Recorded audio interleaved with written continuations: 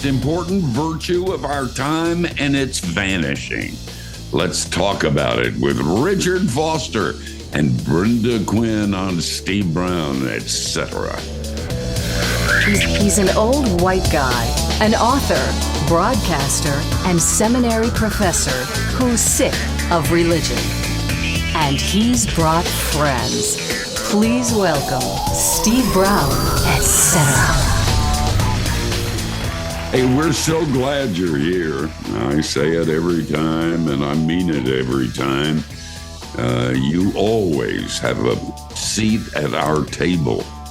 In case you're wondering, I'm Steve, the aforementioned old white guy. Matthew Porter, our executive producer, is here, and sad to say, he has failed to sell his medical-themed Christmas script to Hallmark.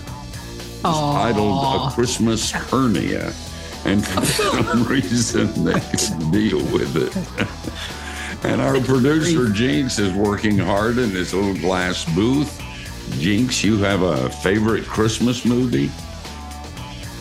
Yes. The one with the BB gun. Yes. You see where I went with that? Classic. Yes. And our video director and one-man IT department, John Myers, is in his tech bunker and with John's big light display, and it is truly amazing. IT's beginning to look a lot like Christmas. Of course, nobody sees it because he lives in a gated community. And you have to know the password or get permission. 1, 2, 3, 4. That's the way he keeps thousands from seeing his light display. And Dr. George Bingham is the president of Key Life. And if you get too cold this month, George says nothing gives you warm feelings like making a tax-deductible donation to Key Life. And Kathy Wyatt, of course, is the soft, feminine side of the program. Hey, Kathy, you were telling me yesterday about the gingerbread Christmas party you hosted. Tell us a little bit about that. That sounded so good. Well, Matthew and his wife, Stephanie, actually held the party because I can't get that many children and that many parents in my house. But we had 9 children and 7 adults, and they all made gingerbread houses and had more candy than they knew what to do with. And I made gingerbread cookies, which they decorated. And then, of course, we had to roast hot dogs out by the fire. And then we had to roast marshmallows so we could make s'mores and have homemade ice cream. So I sent those 9 children home on an incredible sugar high with very strange looking parents who were just thinking, oh, Lord, please let us get home and get these children bathed and into bed. But I had a fabulous time. Did you mention Jesus at all? Yes, of course. All of these kids love Jesus. So, it was just natural in the conversation. It was a great afternoon and evening. Right, Matthew? It really was. And you brought brats, so no complaints from me. Bratwurst for Matthew, and he cooked them. And homemade ice cream. It just, it doesn't get any better than that. No, it really doesn't. Well, maybe if you have the right talk show, etc., and the two guests that we have, absolutely, maybe that's a little bit better. I just met Brenda Quinn and really like her. She serves as pastor of spiritual formation at Living Way Fellowship in South Denver. She's been a writer for a whole lot of years. She's also authored the character profiles in the Life with God Bible. And Richard Foster is the founder of Renovari, a Christian nonprofit that models resources and advocates fullness of life with God, experienced by grace through the spiritual practices of Jesus and the historical church. Richard has authored several books, including, and I'm going to mention this one and tell you a story, Celebration of Discipline. That's sold more than 2 million copies worldwide, and it's changed 2 million people, and I'm one of them. A number of years ago, And Richard won't remember this, but we were both speaking at a Gaither praise gathering. And he was teaching a seminar down the hall from the one I was teaching. And the seminars in that gigantic gathering had 2,000 or 3,000 people in them. And then the big thing in the auditorium would have 10 or 15,000. But at any rate, I was teaching a seminar and I heard that Richard, my hero, was teaching a seminar down the hall. So I said to all the people in my seminar, I'm going to end this early. And I want you to sit there and shut up.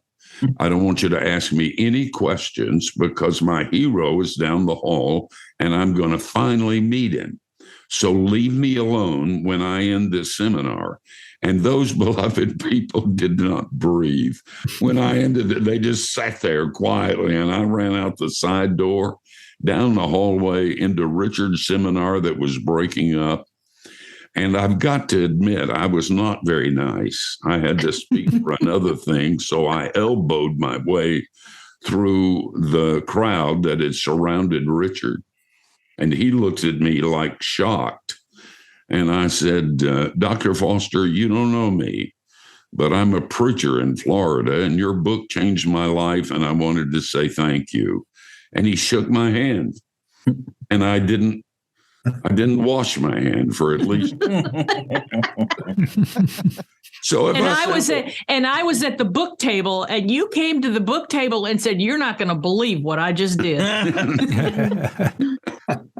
So if I sound a bit intimidated during this program, that's because I'm a bit intimidated during this program. But the book these guys have written is really great, and I've spent a lot of the morning with it. It's titled Learning Humility, a Year of Searching for Vanishing Virtue. And I hold this book in my nicotine-stained fingers. You got to get it. Brenda, Richard, is this kind of a book like Humility and How I Achieved It?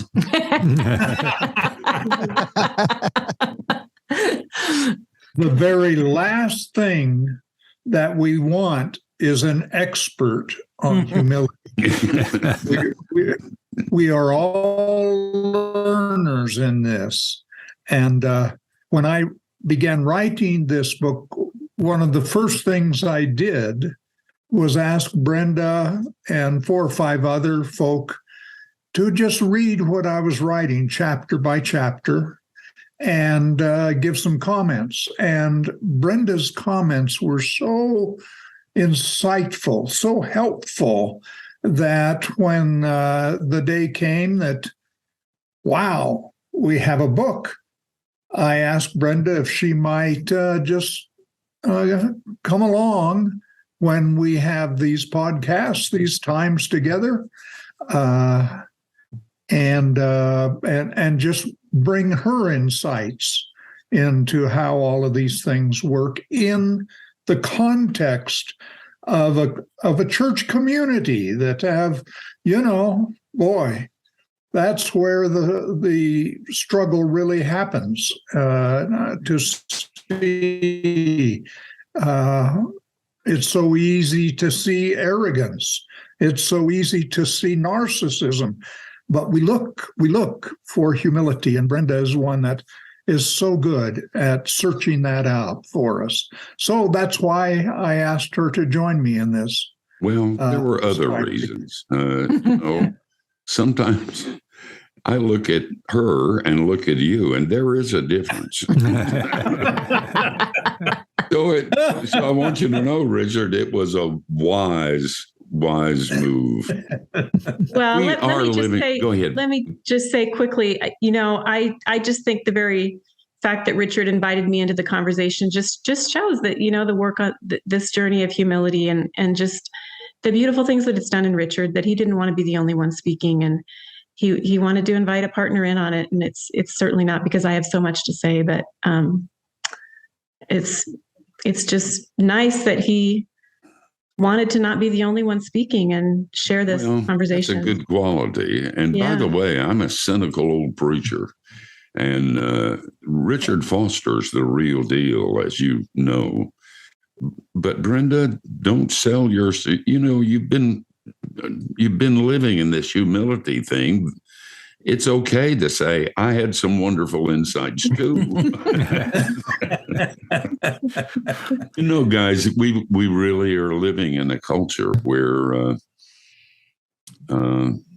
this is vanishing, isn't it? I mean, that's not something that anybody wants. And in fact, having humility is an evil. Things have been reversed, and it's kind of scary, isn't it? Yes, indeed. That was why I was drawn toward this topic, because as I looked around in the culture, I saw this most basic, fundamental virtue disappearing. But when I would read the great writers through Christian history, I saw that they valued this virtue highly. And I kept thinking, why the conflict? Richard, hold that right there. This is a teaser for the next section of this program, and you don't want to go anywhere. By the way, the book is Richard J. Foster and Brenda Quinn and Learning Humility. Don't go away. Like Jesus, we're returning.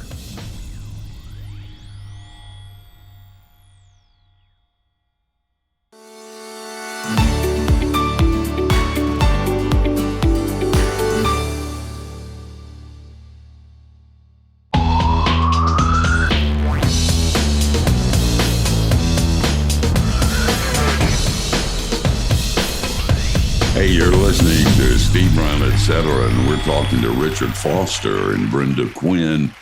They have collaborated to write a new book, and it is something you got to get. It just came out this week, and you can find it at any place where good books are sold. And if they don't sell it, don't patronize that place, because it has something significant lacking in the products that they offer. The name of the book is Learning Humility, A Year of Searching for a Vanishing Virtue.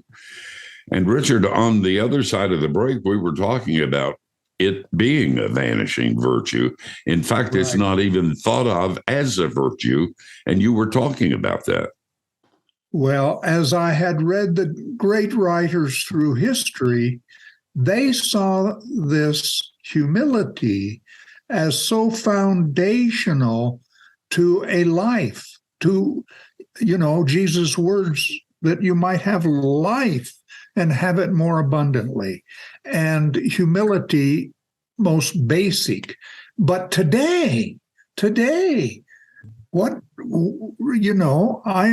I compliment you on being willing to talk about a virtue that is so not even thought of today. And for those who are listening, I was thinking of you as before we came on, to be willing to listen on a subject that is, who thinks about it today? So as I was thinking that through, and it was actually on a New Year's Eve, I was contemplating New Year's resolutions. Now, I don't like them because, for the most part, they last a week and a half.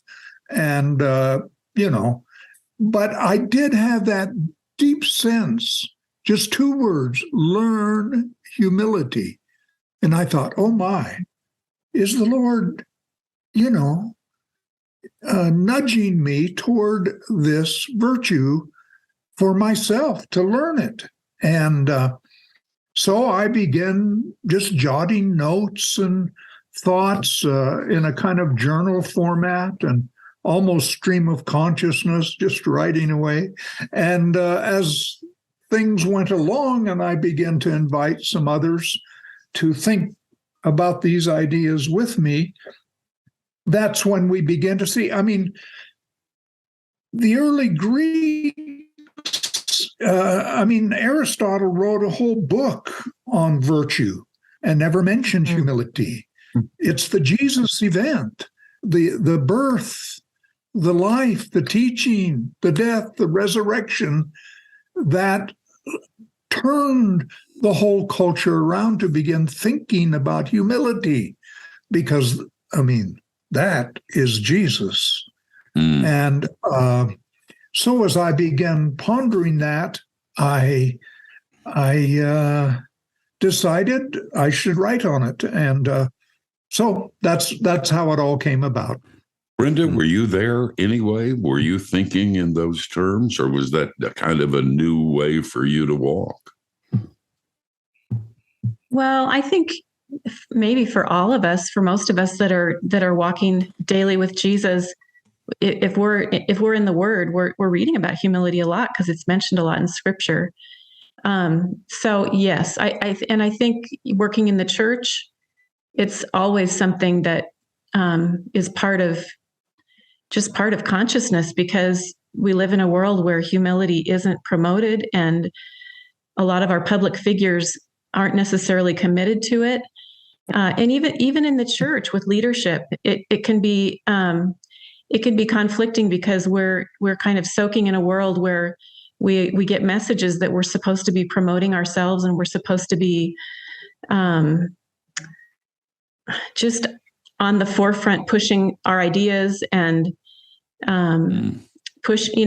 making a platform for ourselves and doing these things that help us get the message across. So in some ways it feels like a good thing to do, but yet we know that Jesus was humble. We know that we're commanded toward humility and to being Christ-like in our lives. And so I think it can just feel like we're caught in a hard place sometimes as Christians.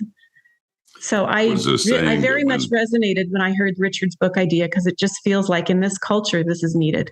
Oh boy, is it? Mm-hmm. They used to say at the seminary, they take a preacher and give him a microphone, place him 6 feet above everybody else, and shine a spotlight on him and tell him to be humble. Matthew?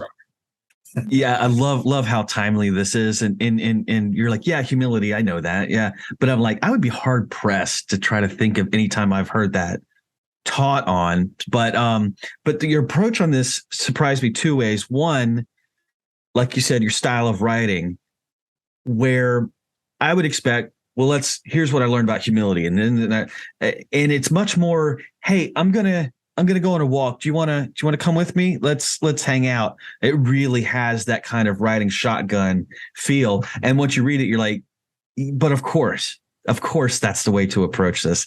And love it. And the second thing is you integrated time in an interesting way, a calendar.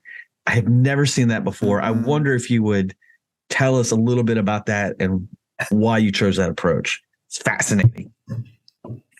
Well, it began for me with someone had given me for a New Year's gift I don't care for this, a bright red journal. And I thought, oh, well, all right. And I began scribbling.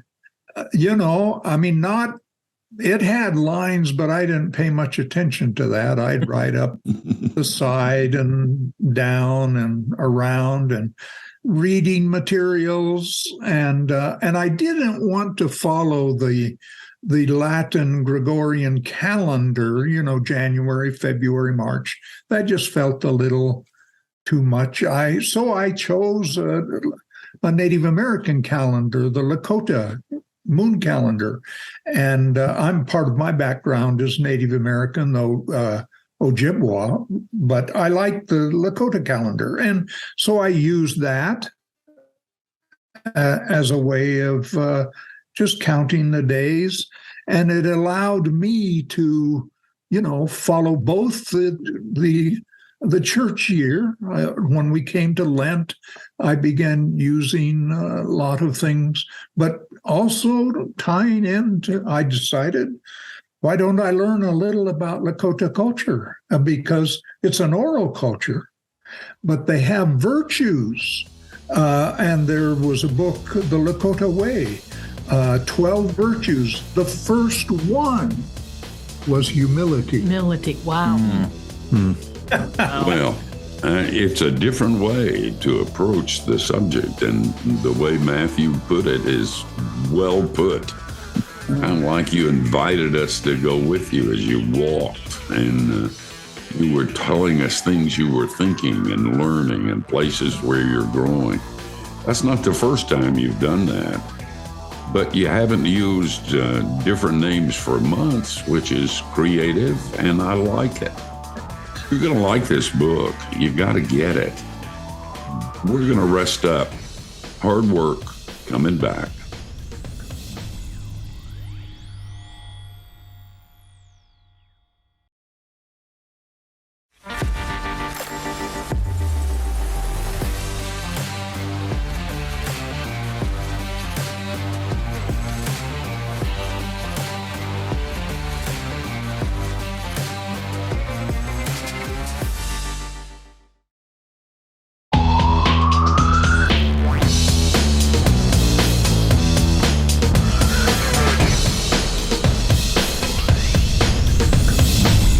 Hey, we're so glad that you're a part of this. We recognize that when you give your time, that is an important gift, and we appreciate your being with us very much. We're hanging out with Richard Foster and Brenda Quinn, and they've collaborated to write a new book, and it is wonderful. It's titled Learning Humility, A Year of Searching for a Vanishing Virtue. Richard and Brenda, it's sort of going along the lines of what Brenda was talking about earlier with our social media, self-promotion, building a platform and so forth. Seems like in our age, people could easily or maybe tend to hear the word humility and think humiliation, that they, it's somehow some sort of self-abuse almost or something. But and so we may think we know it when we see it, but we probably don't. Can you just basically give us what it is? Tell us what humiliation or humility is. Humiliation. I know what humiliation is, as I just illustrated. Yeah, humiliation is the opposite. It is the destruction, the pressing down, but humility is, think of the word humus. It brings us to the earth, so that it's a recognition of who we really are. We don't puff ourselves up beyond what we should be. We don't try to denigrate ourselves. In fact, it is a sort of self-forgetfulness in a way. Here's a statement from C.S. Lewis, who was so able to just capture an image of something. And here he's describing humility. He writes, "Do not imagine that if you meet a really humble man, or woman, of course, he will be what most people call humble nowadays. He will not be a sort of greasy, smarthy person who was always telling you that, of course, he is nobody.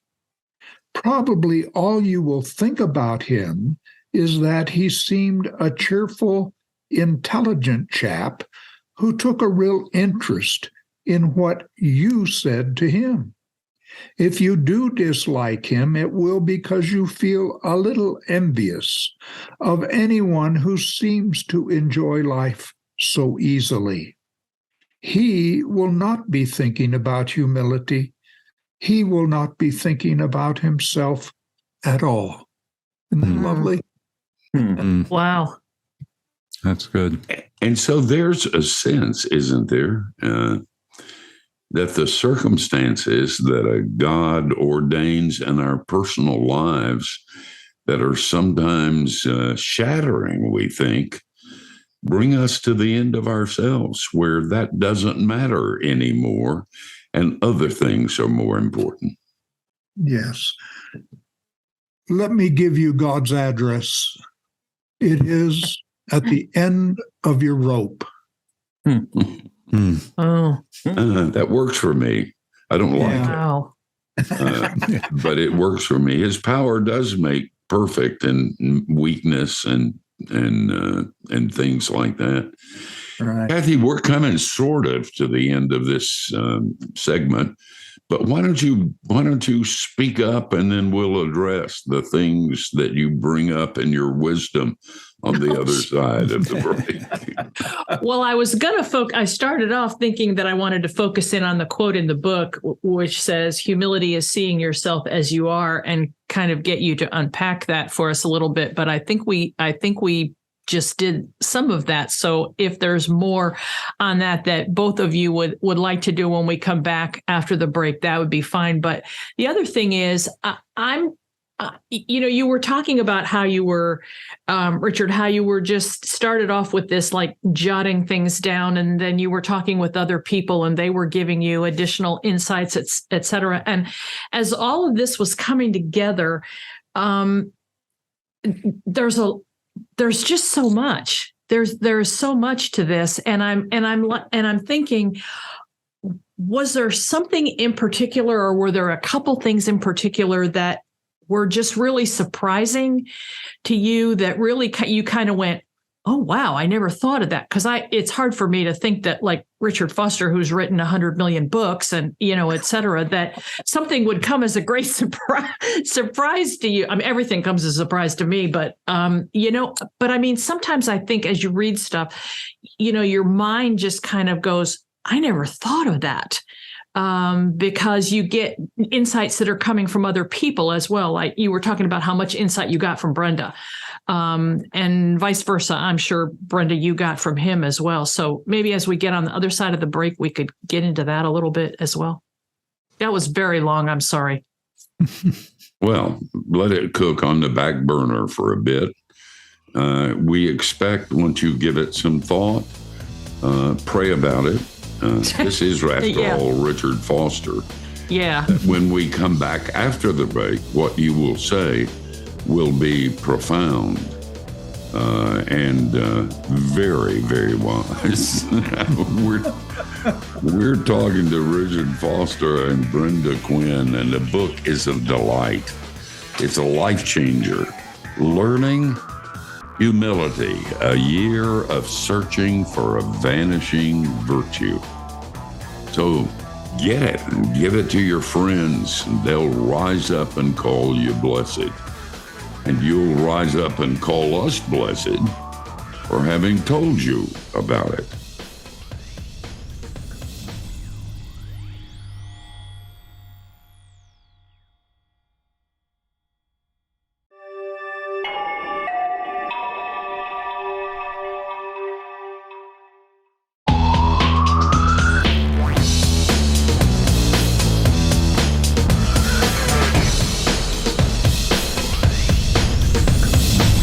Hey, thanks for joining us. We're hanging out with Richard Foster and Brenda Quinn. You can keep up with Richard at RENOVARE.org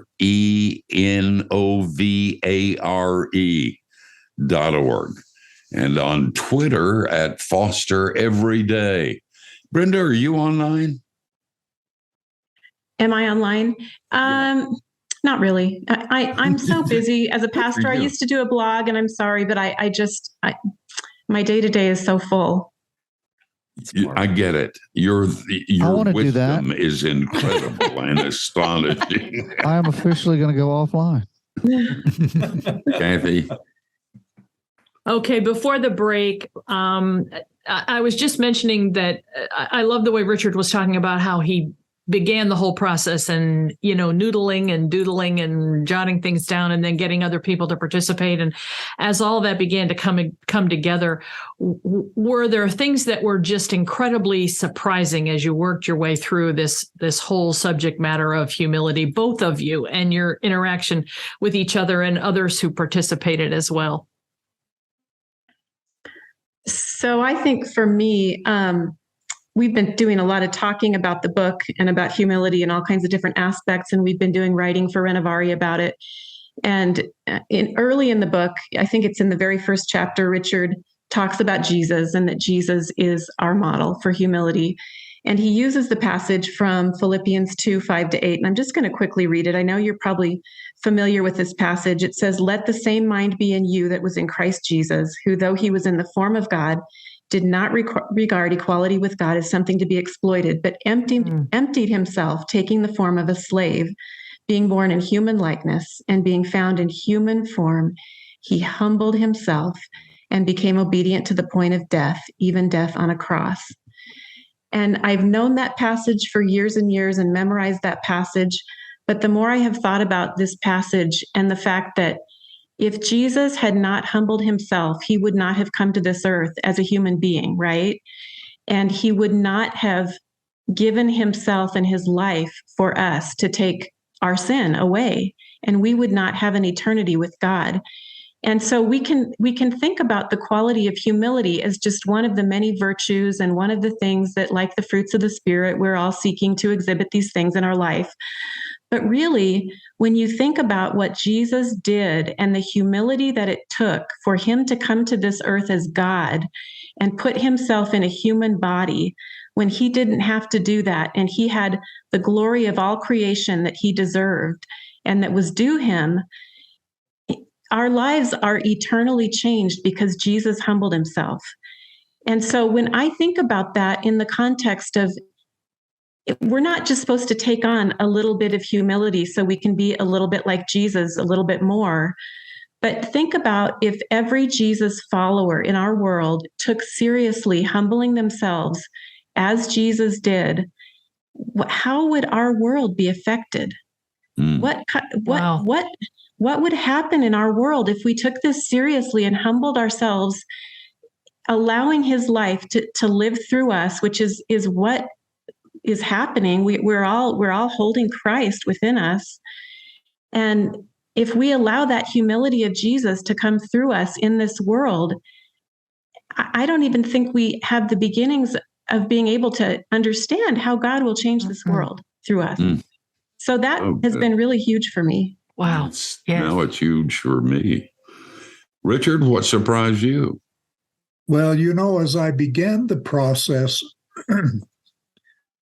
I would do different little experiments for myself, take a passage and think on it for a time. But then the surprising thing was how this is best done in community, that others would chime in and I would learn from them, and or they might challenge me about something. And so it was a whole community project. Brenda was involved and a number of others. And now we're a dispersed community, so people from all over. But one of the wonderful things is exactly what we're doing now, the technology that allows us to really communicate with each other. And so it was a surprise to just see how, as different ones saw this virtue from different angles, could bring insight into the process of dreaming a little bit about such a simple virtue, just basic, being grounded in the earth, but complicated in the sense that it involves our whole life experience and people we are involved with and learning from one another. You take Paul's words, submit yourselves to one another out of reverence for Christ. Mutual subordination out of reverence for Christ. And how that works in our lives, that was a wonderful surprise, a lovely surprise. Wow. Wow. It seems, Matthew? Yeah. So it seems like as we're discussing this, that one of maybe the unexpected benefits of journeying along, learning about humility would be freedom. of, hey, if you can forget about yourself, realize that you don't have to feed the me monster, everything opens up. So less about, I ought to be seek towards humility. It's like, do yourself a favor, learn humility. It's going to open up a lightness that you didn't know was possible. Thoughts on that? Exactly. Good teaching. The freedom, think of this wonderful freedom to lay down this everlasting burden of making sure that everybody thinks we're wonderful. Just letting go of that, and what a joy that is, and how that we can then just live with each other. We don't have to try to impress or I used to years ago teach at a university, and it was interesting to watch faculty. One of the things they would never say is, I don't know. They always have to come up with some kind of answer. Yeah. Gosh. What a burden that is. Oh, yeah, Wow. to be free. You guys, you're a delight, and it's been so good having you with us. I hope we can do this again. It's been fun, and it's been freeing, and it's been good. Thanks for taking time from both of you from a busy schedule and spending this hour with us. Thank The you. name of the book, by the way, is Learning Humility, A Year of Searching for a Vanishing Virtue. You just got to get it. You got to read it, apply it, and then you will be a humble spiritual giant like me. Guys, we're coming Had back. to ruin it, didn't you? Yeah. Don't go anywhere, and we'll tell you who we're going to do it unto next week. Oh, gosh.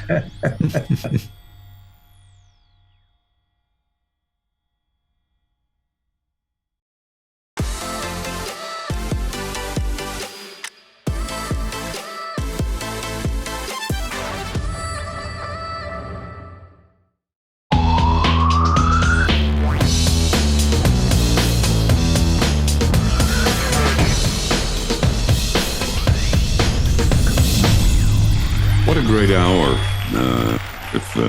with these guys. It was Brenda was a great addition, and spending time with Richard Foster was a gift. I didn't get a chance to ask him, but I think I know his answer. The humble people know they're humble. The humble people walk around saying, God has given me this gift, and I'm really glad for it. I think probably we find that the people who think that they are not humble but want to be probably are and don't know it. So it's a virtue that you can't brag about, because it's like the man who won the award for being the most humble man in his club, and they took it away because he wore it. Humility is something that happens without your awareness. And by the way, goodness in general is like that. I think most good people don't know they are, just as most humble people don't know they are. I wish I could have asked Richard, but I kind of feel he would have said, because I've read so much of Richard Foster, that he would have said, well, he wouldn't say bingo, but he would mean that, because what I said was really good. And by the way, I want to, just as a gift, since you can't get into his gated community, I want you to see the light show that John Myers, our IT guy, puts on every year and nobody sees. And I want you to be as impressed as we are with it. Hey, Kathy. Yes. Who's going to be on next week? Oh, next week is everybody's favorite show. Our listeners and our viewers love our Christmas show because everybody either dresses up very festively or they have some kind of decoration behind them for Christmas. And I promise that you all will have some kind of Christmas goodies to eat during the program. So you just don't want to miss the Steve Brown, etc. Christmas show, which will have 1, 2, 3, 4, 5 of us, 6 of us who will be happy to be here and one who has to. Mr. Brown, Grumpy Scrooge. That hurts, and I'm well, I know, but the truth hurts. I'll get you. I'll listen, get your it's Grinch okay outfit back. because I'm humble. That's right. And I forgot about so that. humble, I can accept those things. Oh goodness! And it'll be fun. Guys, it is going to be fun, and we hope you join us. Between now and then, don't do anything we wouldn't do, and that gives you a wide, wide berth.